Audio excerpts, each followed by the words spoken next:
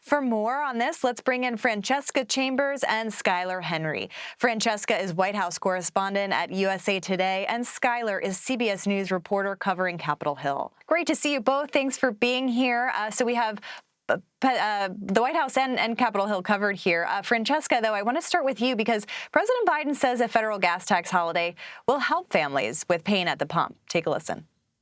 By suspending the 18-cent gas tax, federal gas tax, for the next 90 days, we can bring down the price of gas and give families just a little bit of relief.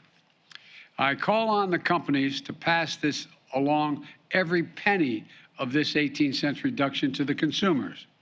There's no time now for profiteering.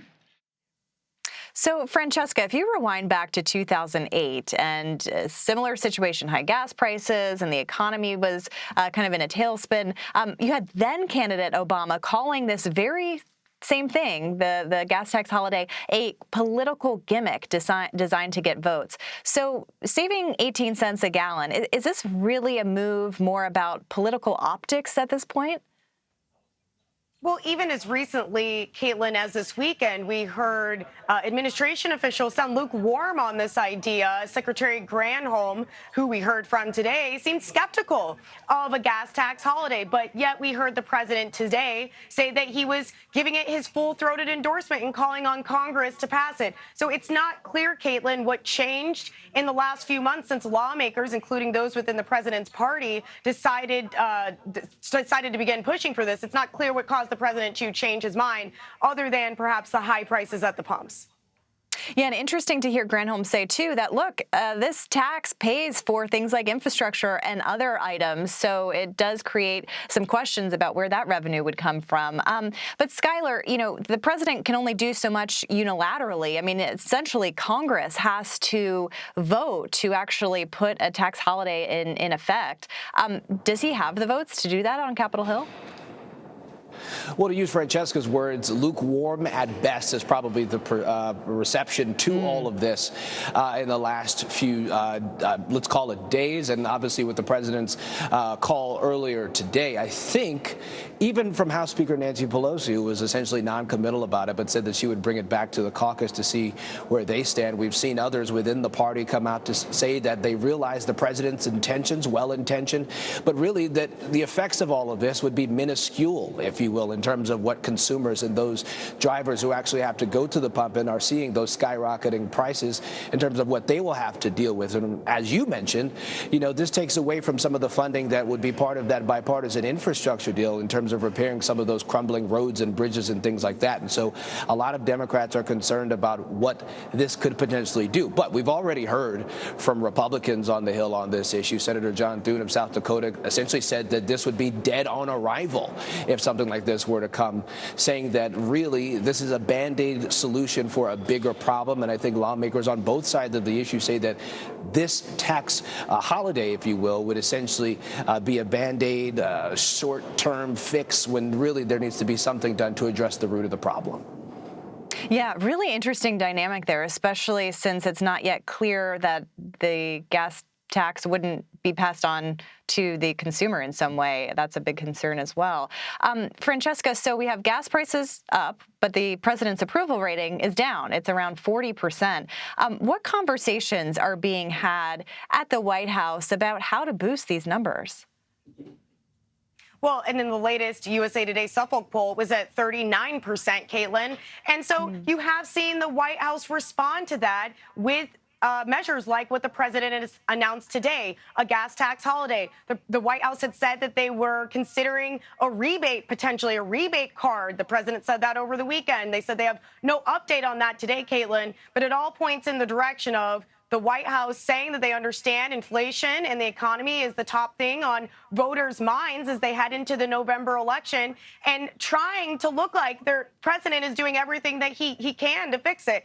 The Energy Secretary Granholm will be meeting with the energy companies, the oil and gas companies tomorrow to pass on the president's message that they should find, quote, creative, unquote, solutions to try and bring down prices for consumers. Now, what the administration specifically wants to see them do, that's also unclear at this time, and what it would take for the president to be satisfied and not take executive action, as the White House has also indicated he could do. We also just don't know the answer to yet.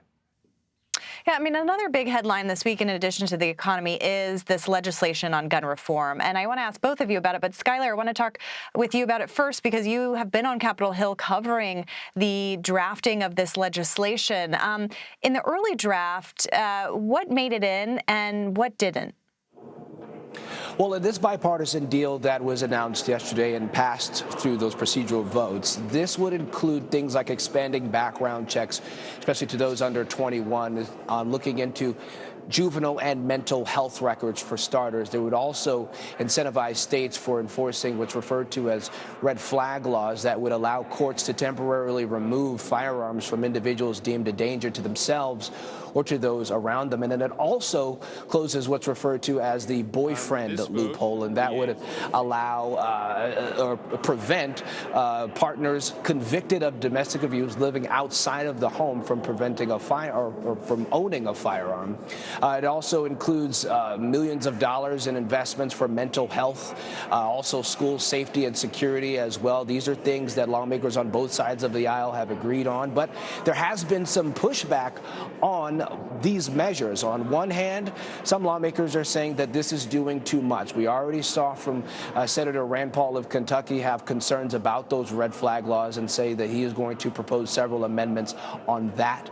And just in the past hour, California Democrat Dianne Feinstein has said that she would be introducing an amendment as well, raising the age for those being able to have access to semi-automatic rifles from 18 to 21, language that we've heard before and definitely included in measures that have passed in the House but have been yet to be introduced in the Senate. And so I think the final language of this bill is going to be what is really going to be grounds for contention, especially if they're going to try to get the necessary votes needed in order for this measure to pass. We have heard from House Speaker Nancy Pelosi, who said that if and when this measure passes through the Senate, then they will vote on it. And even if you vote down party lines, it would presumably pass in that measure. We should also point out that House Republican Tony Gonzalez, who represents Uvalde, Texas, said that he is going to vote for this measure, especially after what happened in Uvalde last month, where 19 children and 2 teachers were killed. And so I think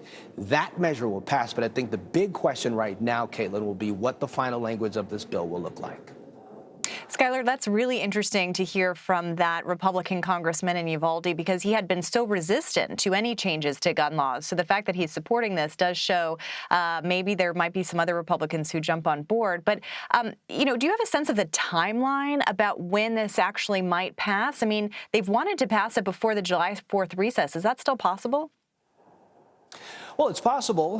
Majority Leader Schumer said that he'd like to see something done by the end of the week. We've heard similar sentiments from Dick Durbin and others who say that they are going to stay here until these measures are passed. But I think it'll be interesting to see how these amendments will be voted on moving forward, if they change any of the language of this bill, because remember, this is so fragile. They need every single, and by they, Democrats need every vote that they can, those 10 Republican votes, in order for a measure like this to pass. So one has to wonder if language changes from that bipartisan agreement, does that take some of those votes away? And I think they've talked about, lawmakers who've negotiated on this deal, they've talked about the fragility of these negotiations over the past few days and weeks. And so one has to wonder, if something were to be included, does that take away a Republican vote?